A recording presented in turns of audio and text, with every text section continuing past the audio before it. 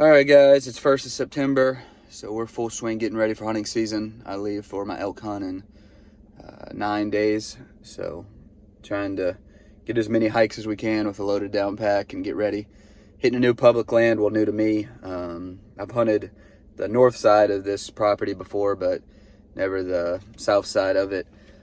It's a few thousand acres, so I'm excited to explore it. I don't really know what I'm going into, but I did map out about a 3.5, 4 mile loop, just following some old access roads and drainage areas, all that good stuff.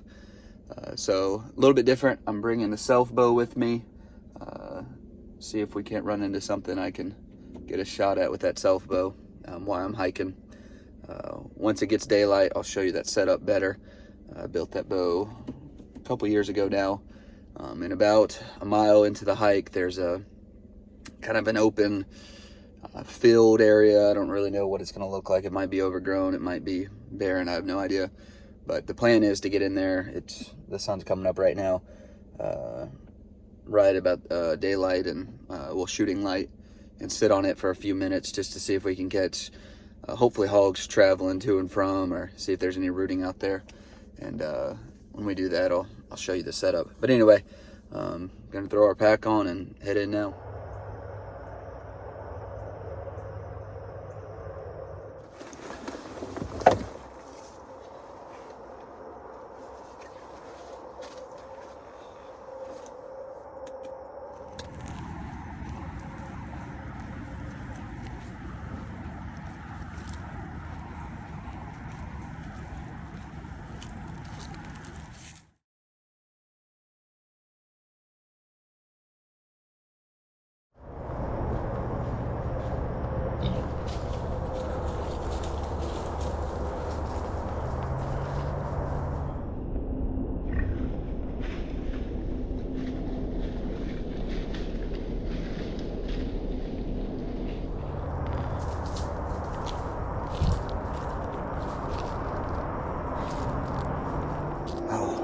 That was close.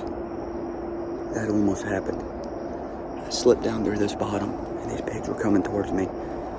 And I had an arrow knocked. I just needed that pig to take 2 more steps and give me a more broadside shot, but they were too close. When he saw my silhouette, it was over. But talk about an adrenaline dump.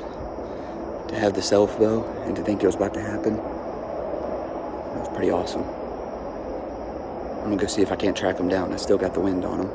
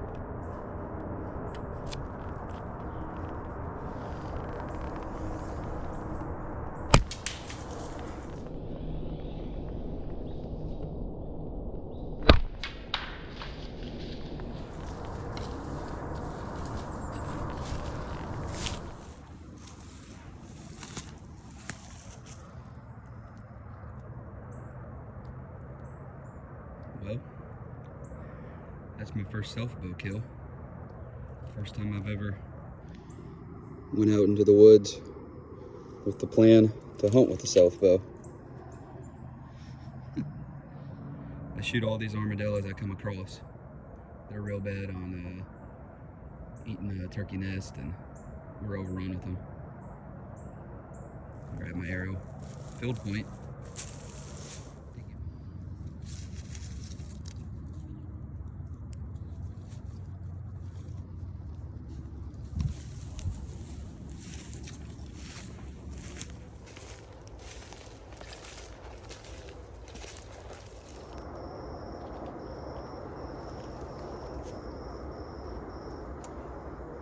All right, guys,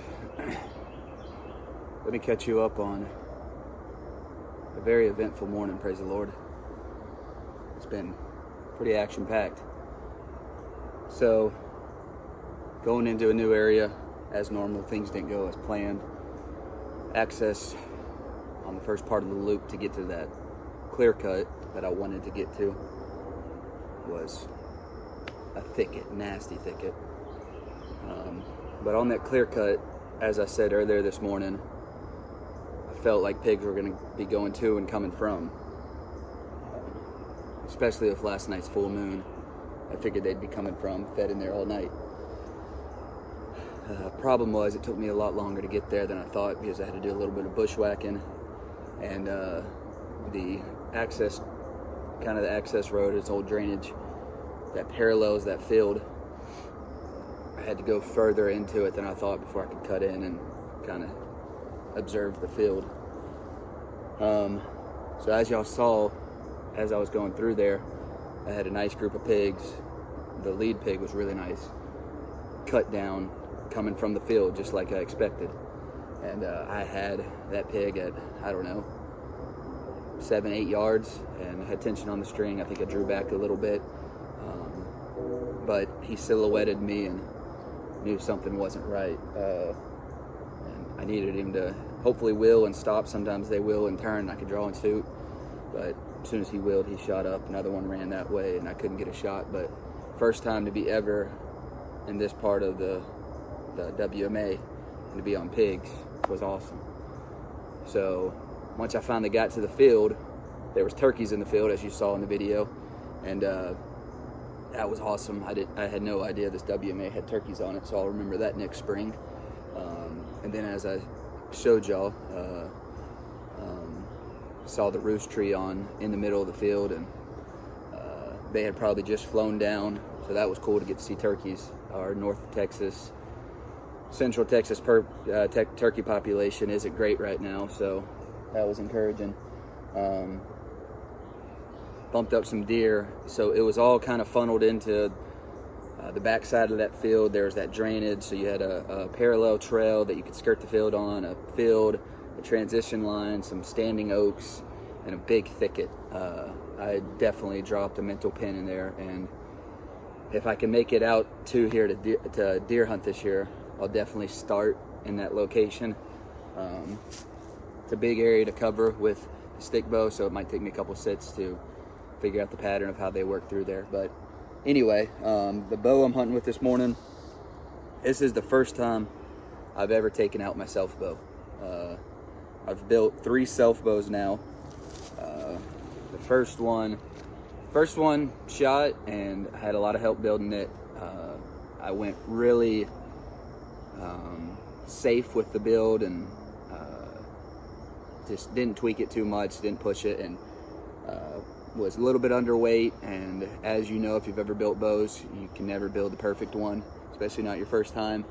And I didn't like the stain I put on it, and it just showed bad craftsmanship. I ended up giving that bow away. Then I built a hickory bow, and I got a few arrows out of it, and it's still together, but as you know, hickory doesn't do well. Most of you might know hickory doesn't do well in high humidity, and it took a lot of set, and I went back to Osage. This is the 3rd bow I built, and it's by far still very amateur. I did not put any reflex in it. It's got a little bit of set. I left the handle straight, which took me a little while to get used to, but it's Osage, self-backed. I did cut a shelf into it,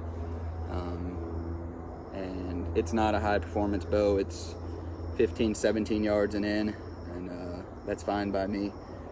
I'd like to build another one in the future, and maybe put some reflex in it and get a little bit more performance out of it, but I don't doubt that at 15 yards and in, I can kill a deer or a hog with this. Love the bow, probably love my arrows more. These arrows are cedar wood arrows. I did not cut these turkey feathers. I had them professionally cut, but they are wild turkey feathers. Self nocks that I cut in, wrapped with sinew, and probably the heart of it is these, what they call trade points. I made these points out of a skill saw blade or a miter saw blade. I don't remember which one. Drew them out, made a template, cut a few of them out until I could get about 125 grains, traced that pattern out, cut a bunch of them out, and then I sharpen them. They don't have great edge retention, but they're sharp right now. They'll shave hair off my arm. I'm kind of got to do a file sharp on them. I'll probably change the design if I mess with it more and get rid of that back notch, just because it's hard to sharpen, and I don't know if the arrow will snag on it, so I'll probably cut that in. But it's a sweet little setup. It spins true. And then got another trade point that I made right here. Same thing, same design. Then a couple field points. Field points are what I stuck that armadillo with. First time I ever hunted with self bow, and I killed an armadillo, so I'm not mad about it. Actually made a pretty good quarter to waist shot on him. Stuck that field point up and into him. Like I said, I shoot every armadillo I see. Some people would say why you shoot those, but armadillos are nest predators, and like I said, our turkey population is low, so I shoot every one I see. But anyway, that's the setup. I've had this bow built for a couple years now, and I've just never hunted with it. It's just it's a whole different ball game hunting with a self bow, and I think it's kind of like you get one built and you don't want to shoot it because you don't want it to blow up. You're proud of it, but I saw it hanging on the wall, and I was going to grab my laminated bow, and I said, you know what? Shot a couple pigs last weekend. I'm going to take that, and we almost got it done on pigs. I'd have been fired up. So anyway, like I said, it's been a good morning. Seen hogs, deer, turkeys, small game. Found some good areas to deer hunt. So we're going to drink a little bit more water. We're about, I don't know, probably mile 3, I don't know, probably about right about 2 miles maybe into our loop. It's about a 4-mile loop, so drink a little bit of water and start looping around, and the backside probably won't be as good because we won't have the wind in our favor like we have during the morning time, but we might be able to skirt something and get a shot. Anyway, oh, and the string is B50. It's not like sinew string. Those are beaver fur silencers, but I went with just natural string, loop on the end, and then just a Boyer's knot on the bottom. But I did make the string, so I'm proud of the setup. We'll do some stump shooting with it so you can see it here in a little bit.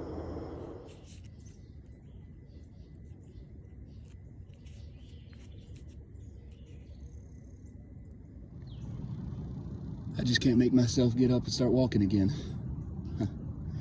Actually, I just had a doe and a fawn come down through this little bottom over here, and I couldn't quite get them on video, but something I'm sitting here thinking about, just being thankful for a good morning. I'll never forget, 2 years ago, I went on my first ever Western hunt, DIY, just archery elk hunt. And I remember meeting some guys from Colorado at the trailhead and talking to them a little bit, just picking their brain. You know, I could tell that, you know, they looked like they had done it before and were residents, and I was trying to pick their brain about elk hunting, something I've always dreamed of doing. And you know, grass is greener on the other side of, at that point in time in my life, wasn't thankful for all my blessings as much when it comes to hunting and fishing. And I would never forget talking to those guys, and as I was trying to ask about Colorado, and I told them I was from Texas, well, from Louisiana, but live in Texas, all they could talk about was how they wanted to come down here and hog hunt. That's just their dream hunt, to come hog hunt. And then I noticed they had fly rods in their backpack, and I was trying to ask them if the area we were hiking into had good fly fishing, because I had a little pack rod, and they said, yeah, you can catch some brook trout up there and some rainbows. And then they told me again, they said, we want to come down to Texas and go catch some warm water species on the fly rod and catch bass and carp. And it was just so funny to me, and I started hiking, and then I kind of had a moment where I realized to be thankful for what I had.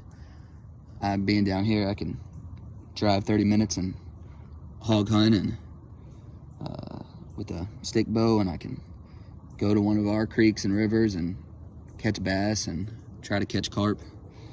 I'm not very good at the carp catching, but I don't know, just something to be thankful for. Be thankful for where you're at and what you get to do. And try to protect those resources and be the best steward you can of them. And go enjoy other things. I'm going to Colorado in a couple weeks, but by the time I get done hiking the mountains, I'll be ready to be back on flat ground and chasing these pigs and chasing whitetail. So anyway, just a thought. I gotta get moving.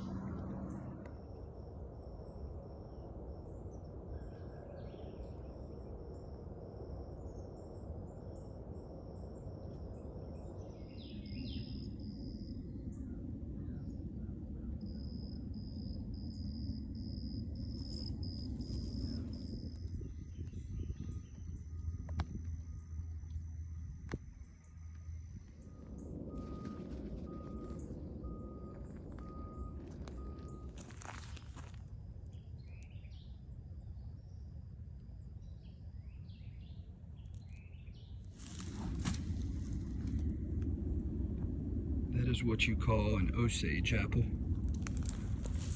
They fall out of these big old Osage trees. Still got a few of them up there. And that is what you can make out of a Osage tree. Pretty cool.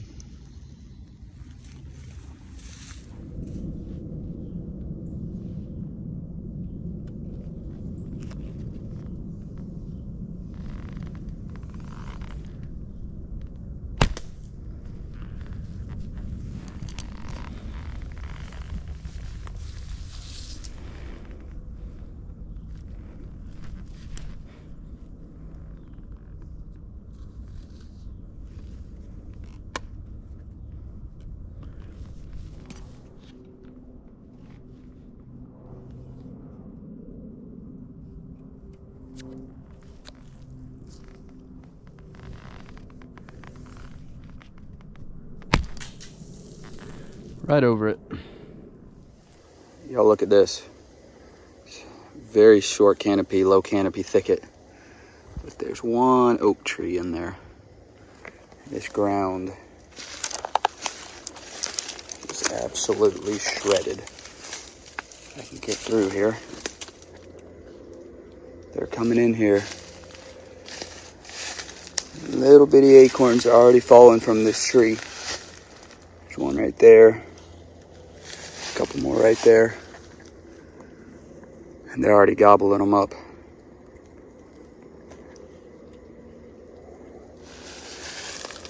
How the heck you would hunt it? I don't know. You can maybe get tucked into that big tree. Guess that's a pecan tree.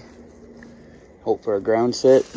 It'd be some quick shooting, but I guarantee if you sat it for a couple days, well, not even a couple days, if you sat it for a day, you'd have something come in here and eat. Because they're tearing it up right now.